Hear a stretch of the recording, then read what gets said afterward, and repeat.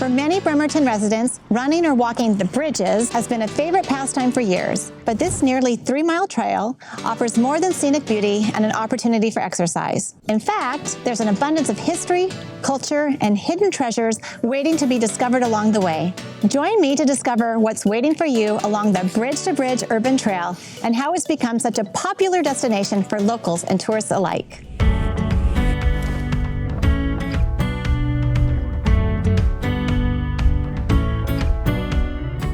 Joining me today is Josh Farley, a local celebrity of sorts and former reporter for the Kitsap Sun. Josh has spent over a decade promoting and raising awareness of the trail. Welcome, Josh. Thanks for having me, Katie. So, Josh, you first covered the bridges for the Sun. At what point did it become more than just another story for you? I'm kind of a storyteller at heart, Katie, and I started to see all of these different stories appear that popped up around this loop that people use to walk and run on, and none of them had any markers or any acknowledgments. I thought I could write stories in the paper, but I could also bring them alive through community events and other ways of telling it, like creating a map. And that's exactly what I did, and we held the first Bridging Bremerton in 2018. And you started working with other groups, so like Leadership Kitsap, I know, and local artists to really raise this awareness. Can you tell me a little bit more about that? Sure, yeah. One of the best examples of that is the living, breathing Minette art wall that today is amazing. You can go there almost every day and there's painting going on. And it was so fun to collaborate with the artists to see that and actually make it a spot on our map. But there's also so much history, so much early 20th century history in Bremerton, late 19th century even, as well as World War II artifacts. And where else can you go and get such sweeping views of the Olympic Mountains, Mount Rainier, and of course the beloved Puget Sound? And you just completed your 5th Bridging Bremerton event, so tell me a little bit more about that event. Sure. We try to change it up every year. We try to have some fun, and anybody can do it. I call it a festival on foot. We usually start at Evergreen Park, but sometimes we change that up.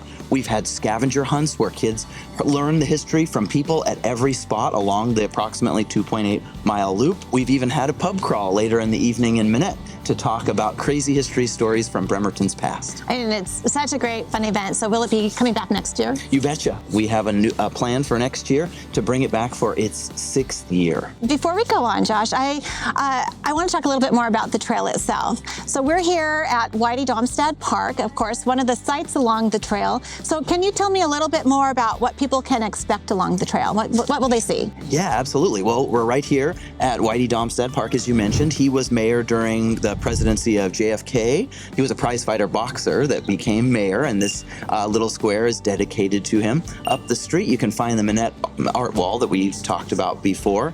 Keep going down Wheaton Way, and you'll find yourself at the Babel, which was built during World War II, was a movie theater that became a bowling alley. You'll go up the stairs onto the Warren Avenue Bridge, which was built in 1958, originally tolled at 10 cents. If you take a left turn off of the bridge there, you'll find a barrage balloon anchor. These were these huge anchors that hoisted up on steel cables a hydrogen-filled balloon. So anybody during World War II that was in a plane trying to attack the shipyards, so critical during World War II, they would get snagged in those cables. Was there a balloon on each side or just on one side of the bridge? There were balloons all over Bremerton because they surrounded the shipyard to keep something of a shield, a defense system. So is this the only one that's left then, the one that you see? There's actually a few of them around Bremerton. Oh, really? Okay. But on the trail, this is the one. Very few. And there are 2 along the trail, actually. There's also one in Madrona trails. We have one of the densest stands of Madrona trees, Arbutus menziesii. And during an ivy clearing session that we did a couple of years ago, we happened to find another barrage balloon anchor in there. So it's very cool. Very cool. Yeah. If you continue towards Evergreen Rotary Park, of course, that's Bremerton's flagship park. You'll also find a couple of guns off of a ship called the USS West Virginia. West Virginia happened to have been sunk at Pearl Harbor, yes, December 7th, 1941, brought here, hoisted back up, put back into service, and it's the only vessel that was both sunk at Pearl Harbor as well as was present in Tokyo Bay for the signing of the Japanese surrender that ended World War II. It was decommissioned. You can find the guns there, right there, and it actually is present on a World War I memorial that has its own stories. Outside of that, you also have a face that is carved into some concrete. A man, an artist in 1969, came down to Evergreen Rotary Park, saw that they were dumping concrete because unfortunately they did those kinds of things back then, and he said, well, I'm going to fix this. The face exists to this day. I have to say that was when I walked the trail with you, one of the most unique things to find on the trail. And now every time I go to the park, I have to go search for the face. Oh, I love it. Because nobody knows about it. I mean, it's kind of this fun little hidden gem. So thank you for sharing that piece of it. Of course, of course.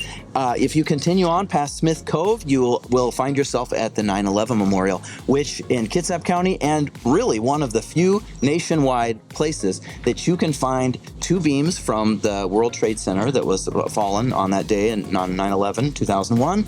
You can also find sand from where Flight 93 crashed in Pennsylvania, as well as limestone from the Pentagon where the plane crashed there. So it's a really, really cool, multifaceted memorial that a lot of people still don't know about today. Yeah, it's a really meaningful memorial. It's wonderful that we have it right here in the heart of Bremerton. Absolutely, absolutely.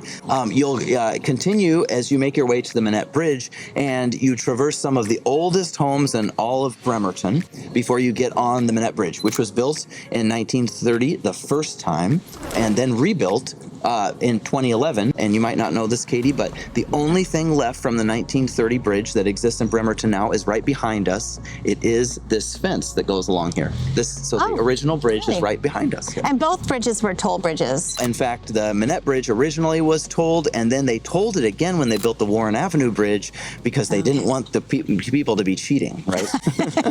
Get money both ways. So do you have a personal favorite spot?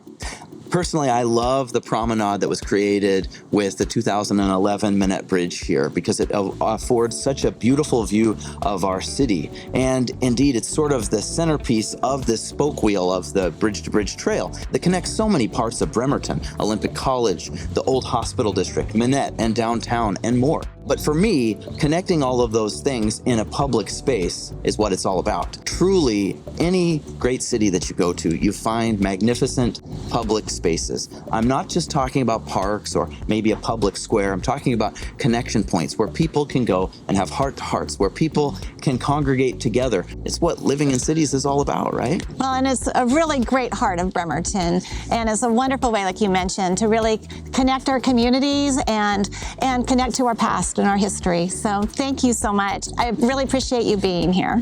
Thank you so much. Thanks for having me.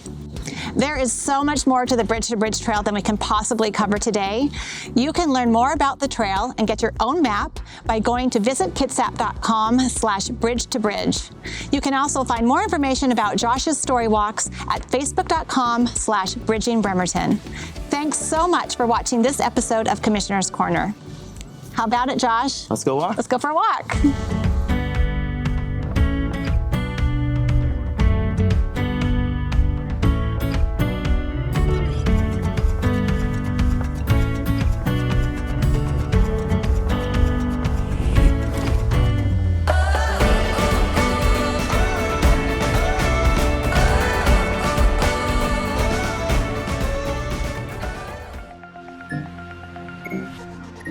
Mm-hmm.